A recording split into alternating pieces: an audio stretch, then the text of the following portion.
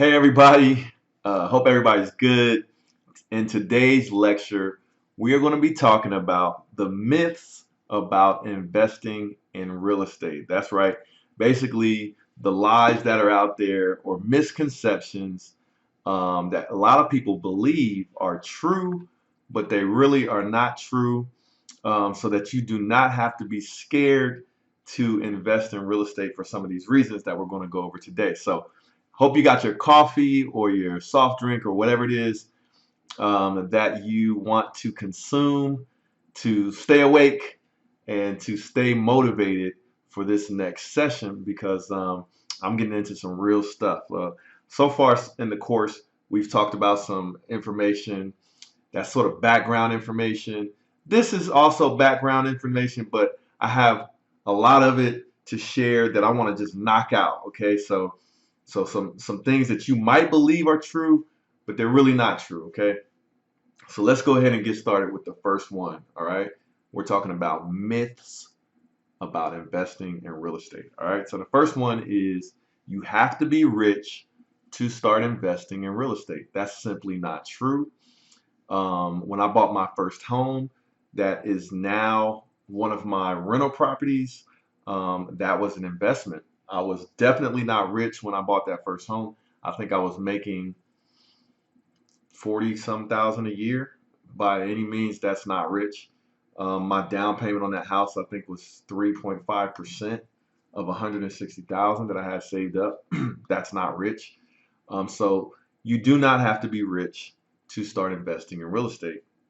However, having money can simplify your entry into investing in real estate, but many people have started out investing in real estate without being rich by one, leveraging equity in your primary residence. So let's say, for example, that first house that I bought, um, when the market went up and I started paying down that mortgage, maybe I have some equity. So if you're not sure what equity is, basically equity is how much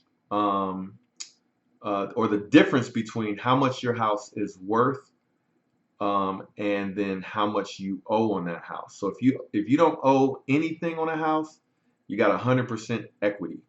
And so if that house is worth $100,000, your equity is $100,000. Now, if you owe $50,000 on that house, your equity would be $50,000. So basically, the other half, that if you sold the house, that profit that you get back or that money that you get back would be your equity. Okay, so a lot of people start out investing in real estate by leveraging that equity. And what do I mean by that? That's basically getting a line of credit or a home equity loan, and then using that money as a down payment towards another investment property, and then having some money left over there to be able to do the rehab and get it on the market, either as a flip or as a rental property. Okay, so that's how you leverage your equity. So you don't have to be rich to leverage equity in an existing property.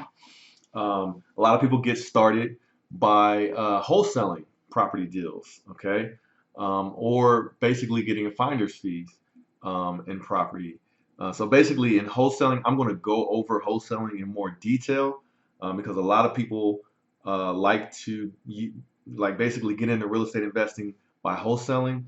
But essentially, what that is you find a motivated seller, you put that property in contract, and within the terms or the time period of that contract, you find another investor or another buyer that wants to basically buy that property that you have in contract. And it's basically, a lot of people call it flipping contracts or flipping paper. And basically, as a wholesaler, you buy it in contract, then sell it, and you do like a double closing, and you can then get a profit by selling that house for a little bit more than what you have it in contract for. That's wholesaling. So you do not have to be rich to start wholesaling. That's another way to get involved in real estate. And then the more deals you do, the more money you save, then you can actually start using that money that you've earned to invest in your own flips or your own rentals and that kind of thing. The other thing is the more traditional way is leveraging your credit and modest savings accounts to buy properties, because there's properties at all different price ranges all over the United States. So you could basically find, like, my cheapest house that I've ever bought was 25,000 or somewhere around that amount. If I went to the bank to finance that deal, I would have needed 20%. In some cases, you might need less depending on your situation, right? But let's just say you needed 20% as an investor. You got a commercial loan. 20% of 25,000 is what, $5,000. So I would have basically just needed a modest savings of 5,000 and a decent credit to get that investor loan, and then took that 5,000, invested it, basically getting that loan with my credit. Then I have control of that $25,000 property, and maybe I use the other part of my savings or my credit to rehab it, and then put it for rent. And I actually did that, but in my case, I didn't need to finance it, but I had some savings, and I actually bought that house with cash. And now that $25,000 house is actually worth over $100,000 in a matter of how many years? I'm gonna say I bought that house in around 2011, so about 6, 7 years. It was worth, almost, you know, 4 times what I bought it for. So, but anyway, leveraging your credit and your savings, and modest savings at that. And then also, the way you can start investing in real estate without being rich is fixing and flipping properties to build up your cash. So you might basically start with that example I just gave of a cheap house. You fix it up for a little bit of money, and then you flip it, and and then you make more money, and then you take that profit along with your initial investment, and then roll that over into another flip, and then you start building up cash that way. So you do not have to be rich though to start investing in real estate. So let's talk about the next myth. The next myth is good deals are always hard to find. That's not true. Basically, the true story with me, I found the majority of my 35 plus real estate deals using two sources, or two main sources, for those properties. And we'll talk about some of those sources that I used. Essentially, it was HUD and realtors that got me most of my properties. I think I may have had a couple of other sources, but there were two main sources that I used. So deals are not always hard to find if you know where to look and when to start looking, especially when the market is down, right? So when the market is up, my first point, when the market is up, it can be a bit more challenging to find deals, but the market fluctuates, and even the time of year can help you find or produce more good deals that'll come out on the market. So for example, in the wintertime, December, January timeframe, there's usually not a lot of buying and selling activity. So sellers that have to sell in the down months in the year might be more motivated and may take a lower price to get rid of that property. So that, basically timing the market to find good deals. Also, leaning on good real estate professionals, so realtors. So if you get a lot of good realtors in your network that know you are serious about investing in real estate, they will start to call you with deals that you can take advantage of. So I don't know how much easier it gets than that when you have realtors calling you or emailing you with different opportunities. I get an email every day for one of my realtors that has a list of properties on it for me to consider. And then every now and then I get properties from wholesalers that are trying to get rid of properties to different investors. So having a good source of real estate professionals to lean on can be an easy way to find properties as well. And then using simple sources such as HUD and Fannie Mae on their websites can produce great deals in great quantity. So that's, like I said, I got most of my deals off of the HUDhomestore.com website. And in case you want to see it real quick, let's take a look. So check out my screen. Wake up. If you're sleeping over there. You can just go to HUDhomestore.com. This is what it looks like. Now you got to be a real estate agent to actually bid on the properties, but anybody can go to this website and look at the properties, then get with the realtor to make a bid. So for example, what I would do is I would pick my state and I would pick my zip code. There's probably not going to be anything there because the market is so competitive. Okay, there's one property, and I actually bought properties in this neighborhood. I had two properties in this condo neighborhood. But anyway, you can go to HUD Home Store, find a property, take a look at the pictures, and this is what they're asking for at 106,000.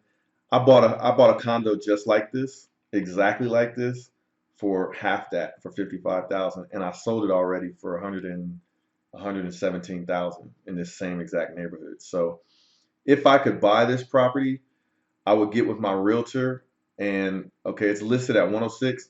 I would offer like 80,000, or I would get with my realtor, and he might have an idea of what they would be accepting, and then I would offer that for this property, and then we would find out tomorrow if I won the bid, if it's a weekday, right? We find out tomorrow if I won that property. If I won it, we set up a closing date. I get my financing together. We close on the house. I get the keys. I go in there and handle my rehab. Now, with a HUD property like this, you can actually go in and see the home before you bid. But for me, in my experience, especially with houses, I know these houses well and the type of problems that you usually see. I could bid on this property sight unseen um, with pretty good confidence. And I would go see it though. I would always go see it to see how high I would be willing to go. But right now, eligible bidders for this property are owner occupants, nonprofits, and government agencies only. So I don't qualify because I'm not going to live there. I'm not a nonprofit and I'm not a government agency. However, after a certain amount of time, right here, after the 11th of February, I could actually bid if this house does not sell. But as aggressive as the market is right now, I would expect this house to definitely sell. If it doesn't sell, then I'll be trying to buy it. All right, so that's what HUD Home Store looks like. Um, we could now, if if you're really looking to do some deals right now, I'm going to show you another site. Fannie Mae is called HomePath. This is homepath.com by Fannie Mae. This is where their properties are. So if I put in my zip code to see what properties they have in my zip code, they don't have any. So now, when I first started investing, they had lots of properties to buy, but even close to my zip code, there's no properties. Like, I don't know if I put Columbus, Ohio, would there be any properties? Because usually they have good deals, so people are pretty aggressive. Like, okay, here's a property right here. So, you check out the details, call your realtor and say, hey, I want to go see this house and we want to make an offer if it is in the proper status for investors. Okay. So that's what HomePath. Now I got most of my properties by using these two simple websites. I also used Realtor.com. So this is what Realtor.com looks like. So I'll put in my zip code, and this is actually how I found my first properties. And I've had houses in all of these neighborhoods, like literally. I have houses in this neighborhood, all of them, this neighborhood, all of them. And the way I would find when I first started investing, I would go to this website, sort my zip, based on the zip code, sort by the lowest, and then looked at the property, and it actually said who the realtor was, and then I called him and I said I want to go see it. So like this one is right here. This is the realtor. So I called the realtor for the property, my first property that I wanted to look at, and I'll show you guys. Let me show you guys real fast. Since we're in a learning mode, man, I'm taking a tangent right now, but I'm teaching. So you guys forgive me, but I'm gonna teach you guys something. I'm gonna show you the first property that I went in here and looked at, and it was 235 ruble. This is the first property that I actually looked at when I called my realtor, and I didn't know him at the time. This house or this property is worth 140,000 right now. Okay, I sold it, but it was a rental for a while. Now, if we look here, I'm going to show you guys something. It sold in March of 2016 for 127,000. Okay, and you can see here, you can see here in May of 2011 is this. That's when I bought it. I sold it for 60,000. I bought it for $60,000 by seeing it on this website and calling my realtor and saying I didn't know him at the time. I said, can I see this house? Because he was the listing agent for the house, and we met at the house. He showed me the house. I bought it for 60,000. I think I bid on it that same day. I got it the next. I won it the next day, and then I sold it for more than double right here. March of 2016. I sold it for $67,000 profit plus the rental income that I made off of it while I held it for how many years did I hold it? 5 years. I had rental income for 5 years. So that's my first rental. That's my first like intentional rental property. Now I had another property that I owned that got me started that I had as a rental. Or I lived there, then I rented it out when I moved into this house, and but I didn't find that house that way. So anyway, went on a tangent there, but hopefully you guys see like this is really how I found my property. So it's not that hard, and that's the myth that we're trying to bust, is that it's not always hard to find these deals. Okay, another one is if there are less deals in one location, look in other locations. So for example, when I just showed you guys in my zip code, there's nothing right now. So all you got to do is just look around. Look at it could be in your same city in different zip codes. It can be in your same state in different cities. It can be in the United States in different states and different cities. You know, like Las Vegas, or you just do your research and you can find deals and you find ways to invest in those different markets if your current location is all sold out, basically. So anyway, you just look in other locations. So let me jump back into the presentation now. Let's see here. Okay. So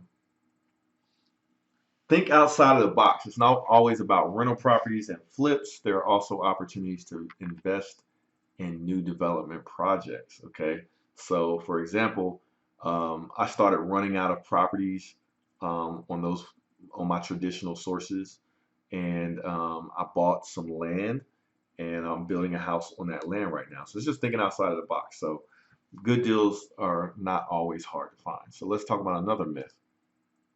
Investing in real estate is super risky. But let me just break it down to you like this.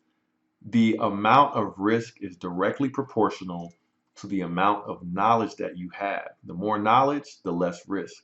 The less knowledge, the higher the risk, okay? But it's not always super risky. I haven't lost any money on any property that I invested in so far, okay? So that's knowledge, because if I sold at the wrong time, I could potentially lose money. But based on what I learned and the knowledge that I've applied, I have not taken a loss on any real estate yet. So, over 35 transactions in my portfolio, never sold a property for a loss. Only one property hovers around the break-even point, but it generated over 100,000 in revenue for me in the last 7 years, and that is the condo that I bought to live in while I was actually going through a divorce at the time. So, and then real estate is what we call the most able investment compared to other investment vehicles. It's accessible. It's accessible to people, right?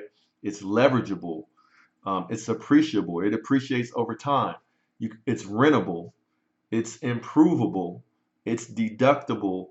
It's depreciable, like on your taxes. It's livable, and it's stable. So that's why they call it the most able investment because you can't do that. Like with stock, when the stock market is down, you can't improve it. You know what I mean? You can't, change what's going on with the market or the company to improve the value of that stock. I don't know. Can you deduct it? I don't think so. Maybe you can deduct the loss. Can you depreciate it? Can you live in it? Is it stable? Is it accessible to everybody? The stock is pretty accessible. But anyway, real estate is the most able investment, so it's not as super risky as people think. Another myth is landlords are always dealing with bad tenants. That's not true. But guess what? You get to choose your own tenants, and there are strategies for screening tenants to help you avoid the bad ones. So you have control over that, okay?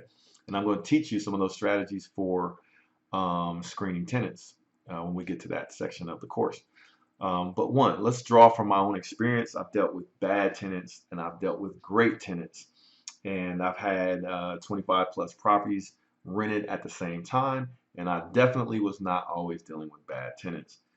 Very rarely, as a matter of fact. I think in the last 8 years or so that I've been investing in real estate, I've done maybe 3 evictions, maybe 4. And even in those cases, none of the people tore up my house that bad, when the eviction happened. So it was just it was just an inconvenience to have to go through that. But you're not always dealing with bad tenants. You just pick the best tenants. You control that, and I'll teach you some strategies for doing that. But set up your network. Dealing with tenants is nothing more than a phone call here and there. Because if you don't know how to fix something, or you don't want to fix something, or you can't fix something, you just make a phone call to somebody that can. Okay, so it's not that bad. But I can go weeks without getting any phone calls or emails from my tenants about any types of problems. Okay, so that is a myth that you're always dealing with bad tenants. Another myth is I need to know how to change toilets and patch drywall. If you're not the DIY type, you just need to know how to pick up the phone, because you basically have a list of your service providers that can handle all of the different trades: plumbing, electric, drywall, carpentry, and usually a lot of contractors know how to do multiple trades. So you just get a list of people that you can lean on and call when a repair needs to be made. So you don't have to be the DIY type.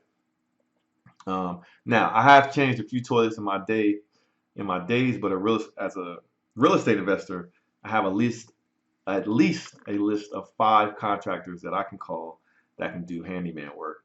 And you only have to do this when it's a last resort financially, or if you just like to do it yourself for fun or for your ego. Because like I've done floors, I've done a little bit of everything, and part of it was ego driven because I just wanted to know how to do it and to be able to say that I did it. So I've done ceramic flooring in a bathroom. I put up tile. I've done, you name it. I've done a little bit, but a lot of it was just like, let me prove to myself that I can do this, and then I know how much I'm willing to pay after I do it myself. So, but I typically do not do the repairs. I just call professionals to handle it. All right. Now, another real estate myth is I have to have a real estate license or certification to start investing in real estate. That's not true. It's just simply false. You need a license in order to be a realtor, but not to be an investor. I don't have any educational background in real estate or investing, yet I have generated millions of dollars investing in real estate, and so can you. Okay. Now, when I say I don't have an educational background in real estate, I mean like a college education. I have actually read books and taught myself and educated myself about real estate, but I don't have a background in it. And then another myth is I need to have good credit to start investing in real estate. That is also false. Banks will loan money at a higher interest rate if you have bad credit. And there are also other sources of investment money that you can tap into to buy a property. And there's actually many ways you can get involved in making money with real estate that don't require you to have good credit, like wholesaling and that kind of thing, or knowing private money lenders and that kind of thing. And we'll get into more of that in different lectures. But this is where knowledge comes into play. And like I said, in this course, I'll show you the options for investing in real estate with no money and or poor credit. So now we're going to take a break. from this lecture. I hope you guys learned some of these myths. Some of these myths might have been things that you guys believed were true, and hopefully we busted those myths with some facts. Got a little bit off topic and wanted to show you guys some things, and hopefully that was helpful. But I will see you guys in the next lecture. Wake up, we still got a lot to learn.